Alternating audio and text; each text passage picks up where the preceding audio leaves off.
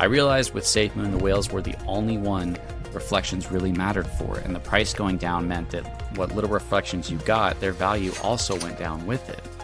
Basically, half the reason people bought into Safemoon ended up being not true and only benefiting the whales.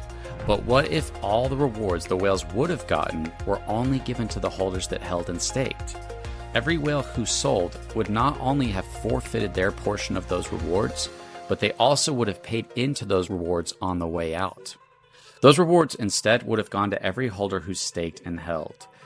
Instead of the people who believed and trusted and held the longest being screwed, they actually would have benefited by this design.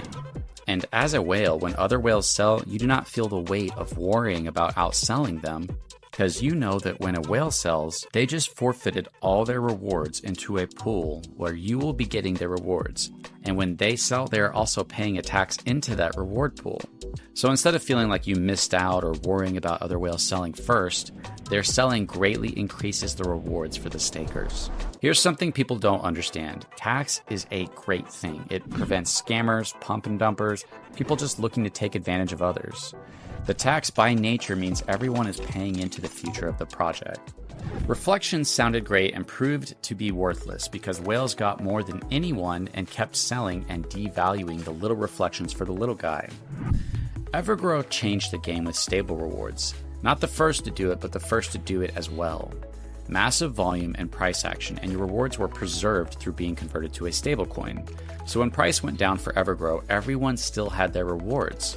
But imagine all those rewards the whales got, over $30 million in BUSD, but instead of immediately giving them out as the contract built up and distributed, they were preserved and given to the holders that held through the sell-off.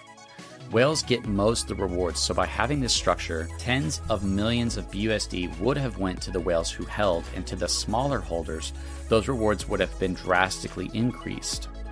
Although, with an incentive like this in place, it is likely those whales would not have sold as much as they did, and the price, in my opinion, would have gone much higher, due to buying the dip being heavily incentivized through this structure. But the fabric of these contracts and ideas is for the whole of the community, allowing for potentially much greater price growth, alleviating worry of sell pressure, and fueling something to look forward to which balances the wealth distribution in a more fair way.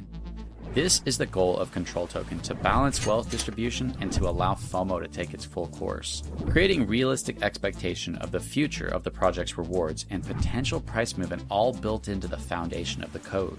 This also allows for potential to keep a cycle going. As the event closes, if a sell-off happens, that will fuel the event again and create a buying opportunity. This balances the idea from get others in to sell onto them to stay and get rewards, or leave and support the project on the way out. These taxes aren't for the team, they are for you. Now, 2% of the tax does go to paying devs and marketing, but almost all the tax goes to rewards for the holders. If a big sell-off happens mid-year, then what does that provide? Incentive to get more tokens for the control event, and a sell-off becomes a buying opportunity because of the delayed rewards for both whales, small investors, and new investors. Instead of buying into an idea that might end up turn up not being true, you're buying into an idea that is foundationally true. It is math. It's the code. When whales leave, they forfeit their rewards and they fuel the rewards. And they also forfeit their tokens to the staking contract.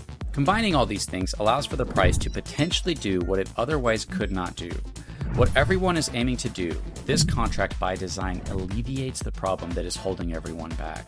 Goal is to allow the project to grow to heights leagues above most projects and to distribute wealth more fairly through the control event. Make sure to share this video with others so they can see the power of Control Token and Control Event today.